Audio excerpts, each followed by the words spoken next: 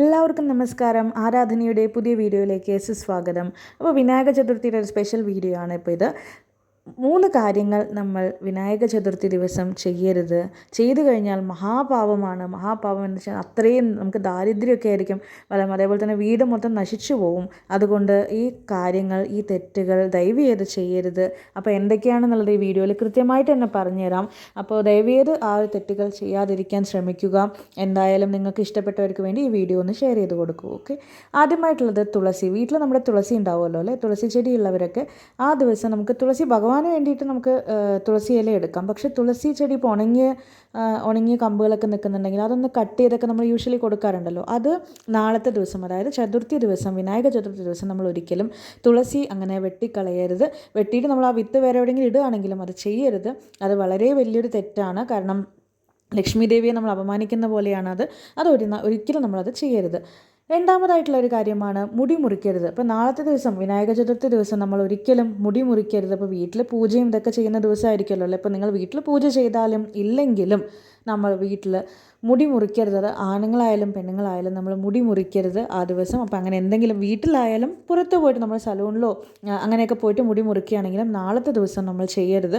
പിന്നെ അല്ലാതെ തന്നെ നിങ്ങൾക്ക് സംശയം വല്ലതും ഉണ്ടെങ്കിൽ, അതായത് ചൊവ്വാഴ്ച മുടി മുറിക്കരുത്, വെള്ളിയാഴ്ച മുടി മുറിക്കരുത്, സംശയമൊക്കെ ഉണ്ടെങ്കിൽ അതും കൂടെ ഒന്ന് കമൻറ്റിൽ ഒന്ന് പറയണേ. അതിൻ്റെ കാര്യം കൂടെ ഞാൻ പറഞ്ഞുതരാം.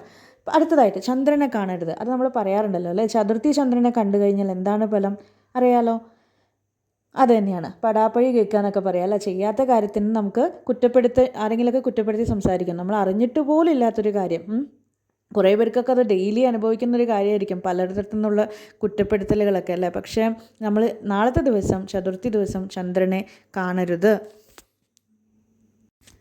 അപ്പോൾ നമുക്ക് പുറത്തിറങ്ങുമ്പോൾ ചന്ദ്രനെ കാണുമോ എന്നൊക്കെ നോക്കാനുള്ളൊരു പ്രവണതയൊക്കെ ഉണ്ടാവുമല്ലേ. കാരണം ചിലപ്പോൾ കുട്ടിക്കാലത്തൊക്കെ അമ്മ പറയാറുണ്ട് ചന്ദ്രനെ കാണരുത് എന്നൊക്കെ. പക്ഷെ നമുക്ക് ചന്ദ്രൻ അവിടെ ഉണ്ടോ എന്നുള്ളൊരു തോന്നലൊക്കെ ഉണ്ടാവും.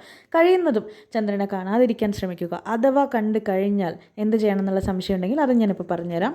ക്ഷേത്രത്തിൽ പോയിട്ട് നന്നായി ഒന്ന് പ്രാർത്ഥിക്കുക. ഓക്കെ. അങ്ങനെ ക്ഷേത്രത്തിൽ പോകുന്ന സമയത്ത്, അല്ലെങ്കിലും നാളത്തെ ദിവസം നമ്മൾ ക്ഷേത്രത്തിൽ പോകാനുള്ള സാധ്യത വളരെ കൂടുതലാണല്ലോ. ക്ഷേത്രത്തിൽ പോകുമ്പോൾ നാളെ ഭഗവാന്റെ പിറന്നാളാണ്. അപ്പോൾ നമ്മൾ വെറും കൈയോടെ പോകരുത്.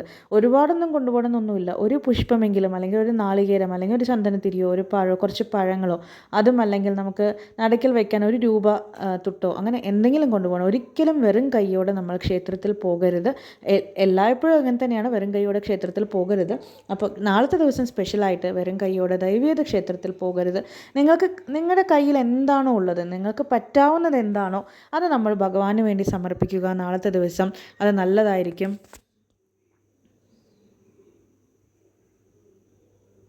അപ്പോൾ ഈ കാര്യങ്ങളൊക്കെ ശ്രദ്ധിക്കൂ. ഒന്നുകൂടെ ഞാൻ പറഞ്ഞുതരാം. തുളസിയില പറിക്കാം, പക്ഷേ തുളസി ചെടി മുറിക്കരുത്, മുടി മുറിക്കരുത്.